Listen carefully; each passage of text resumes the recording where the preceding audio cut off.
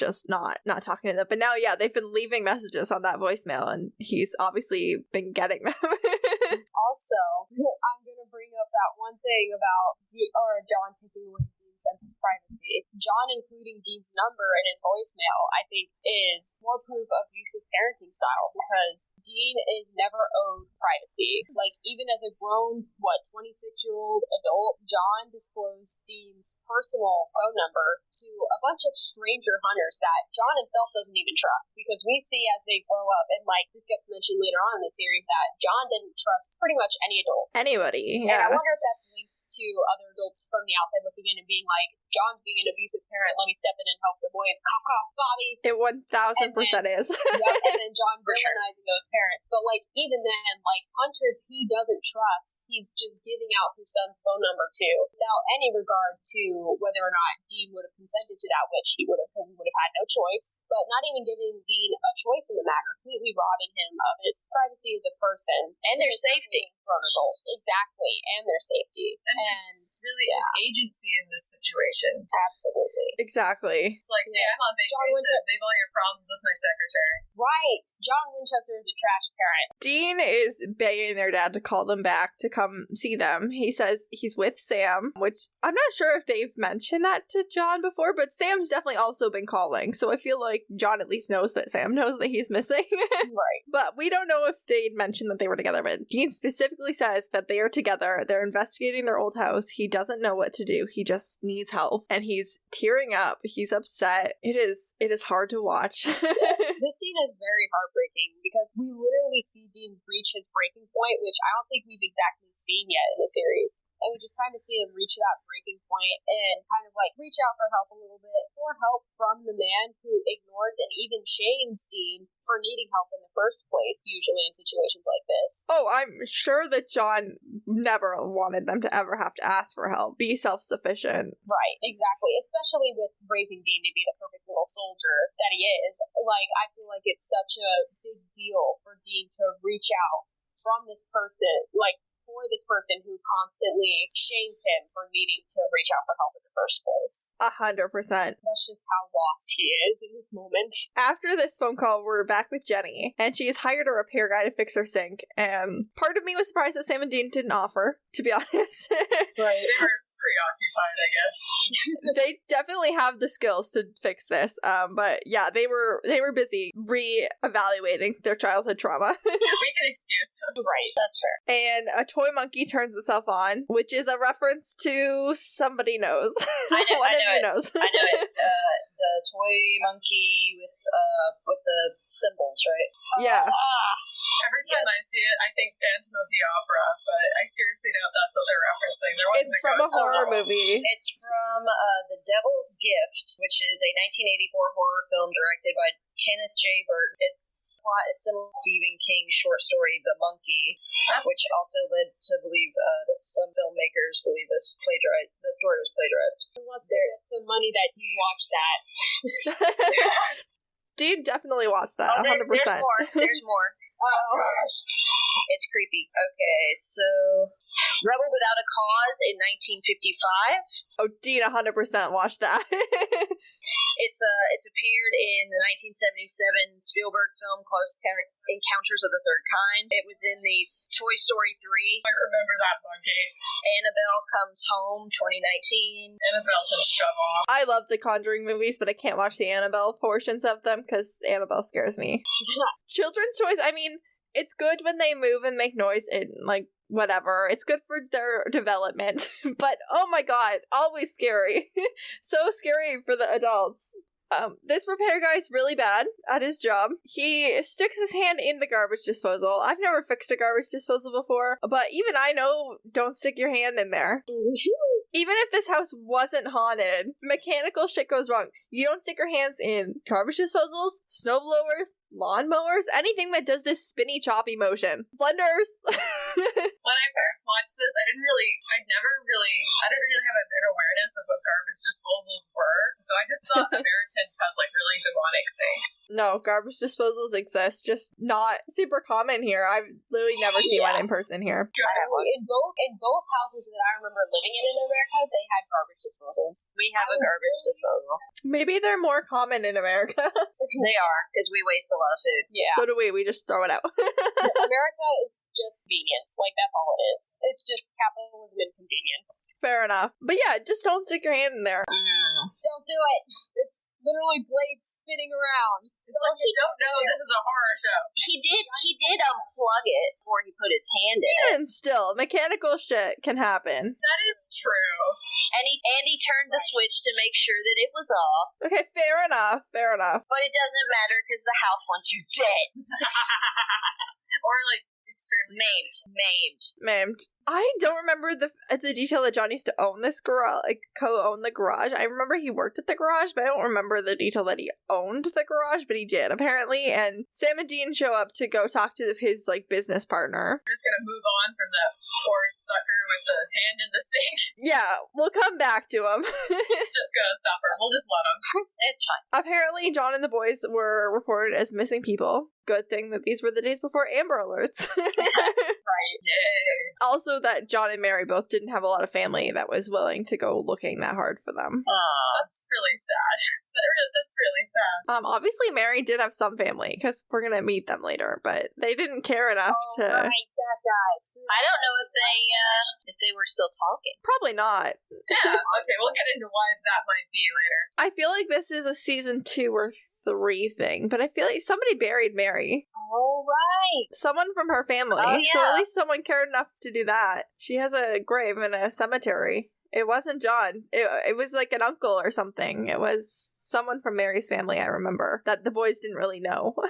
It's weird that guy cared enough to do that, but didn't. What did they bury? Didn't bother. I mean, I don't know. We don't know what was left. We don't know what the state of her body was. We just don't have information on that, but her body might still be there, just not enough to be identifiable. fair enough. They buried some, charred bones. Sure. Yeah. Yeah. I feel like identifying the body wouldn't really be that much of a problem, though, because she was, probably the only one in the house that could have died in fire. And it was, the 80s, so...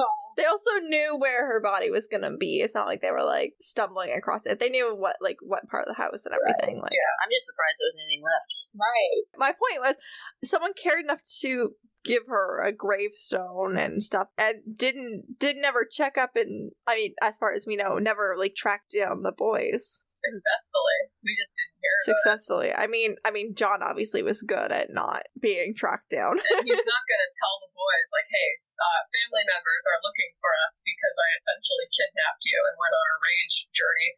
Yeah. But we're also going to learn later in the series that Mary's family would have had the skills to find them. If they cared. Yeah, it just seems that they weirdly didn't. They didn't. But the business partner says that John was a very loving father and husband, but went a little wacky after Mary died. That's an understatement.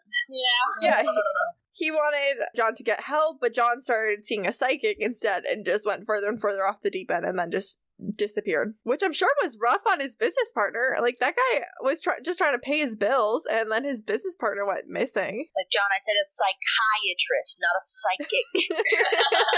It's the wrong PSI. No. So Sam looks up local psychics, and Dean realizes that Missouri Mosley is a person. He recognizes the name Missouri from the first sentence in John's hunting journal, but he assumed that he meant the state because John said, I went to Missouri and learned the truth, and that's not how you talk about a human being. And as we're about to discover, Missouri isn't just a person. She's a gift to humanity. Yes. I described her in my notes as a delight. I love her. love her. So we meet Missouri. She is showing out another client, and she's assuring him that his wife still loves him, but then she shuts the door, turns to the boys, and it's like, that poor man, his wife's cold banging the gardener.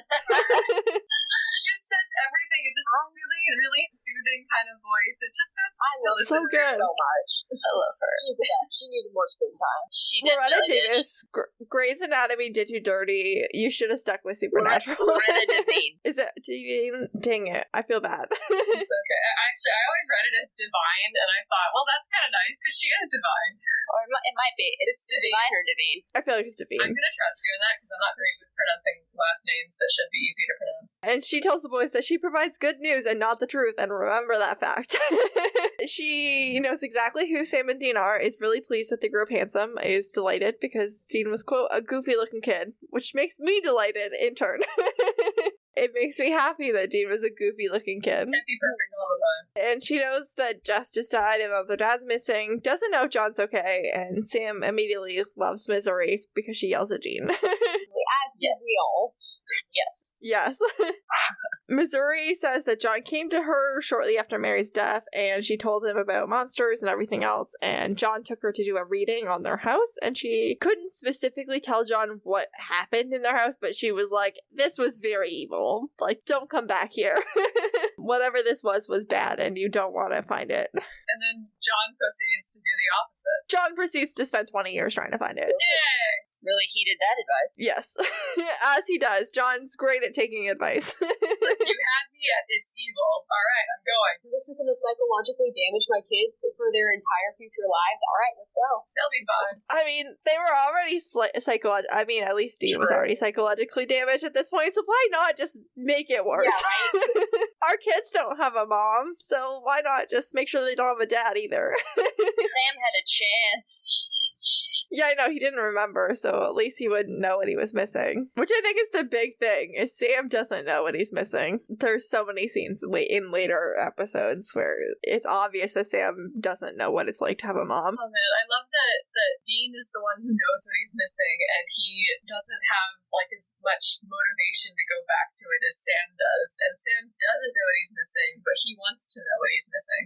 Yeah, I think that might be why, honestly. Well, they have a lot of maternal figures later on in the series that they definitely kind of have a found family. Yes. Aw. But I think the way that they relate to that found family is vastly different because of this exact thing, where Dean, has this memory of Mary that Sam just doesn't have. But yeah, anyway, we're back with Jenny, and she is being held liable for the repairman sticking his hand in her garbage disposal, which is not Jenny's fault. Even if this wasn't like a supernatural thing, and like, even though the repairman, I guess, technically did everything he was supposed to do to prevent himself from getting his hand maimed permanently, yeah, it still should not be Jenny's fault. No, like it is her sink, Right. but like there was a problem with it in the first place. Like they've been for like how many weeks? Like not even a week? It's her sink, but it's broken, and she hired an expert to fix it. It's not her fault that the expert stuck his hand in there. No. If he had stuck a tool in there, the tool would have got chopped and not his hand. But it could be pretty dangerous though. Don't stick metal things into spinny metal Oh things. yes, She's very then frazzled because she leaves her child unattended to go deal with the phone call and answer the door and everything. I feel like I've never really realized this before, but she's got a bunch of gore all over her kitchen. I'd be pretty.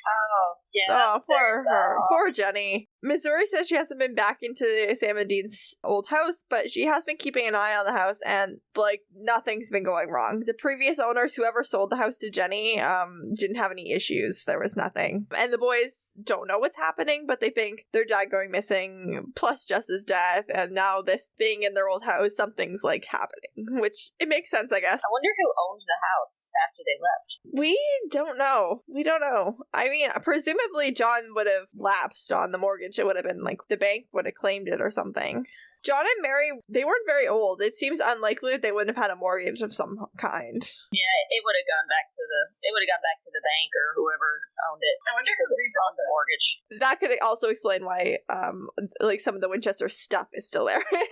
But I would assume someone else had owned it in the meantime. It's been 20 years. I imagine it wasn't empty for 20 years. And someone had to rebuild it. Yeah, the bank wouldn't have done that.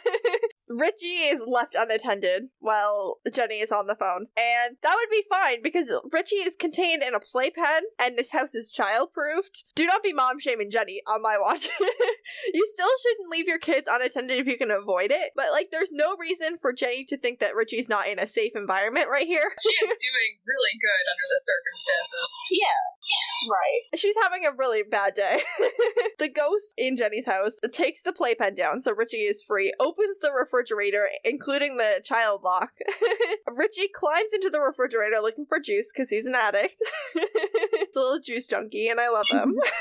And I cannot imagine how gaslit Jenny's forever gonna feel. I mean, I hope that the Winchesters explain a little bit of what's happening so she feels a little bit better about this, because Richie climbs in the fridge, the door closes, and then the child lock that's above his head locks itself on the outside, which could not be done from